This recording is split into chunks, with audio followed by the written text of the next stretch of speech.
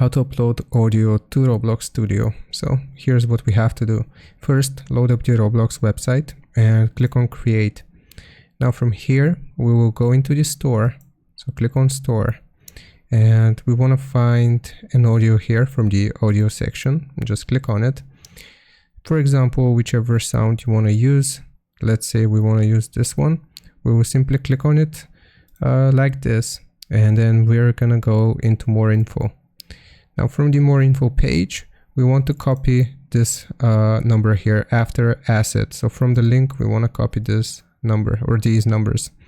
Now what I'm gonna do is I'm just gonna open up my Roblox Studio, and here in the Explorer, we wanna search for sound like this, and you should be able to see replicated storage client and sounds here. So from the sounds folder, we will click on the plus sign and we're just gonna add a new sound like this. So as you can see, I have it right here.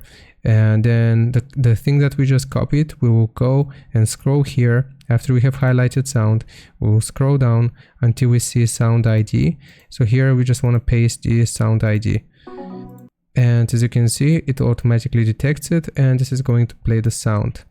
So I hope this helps you out. Leave a like and sub, and I'll see you next time.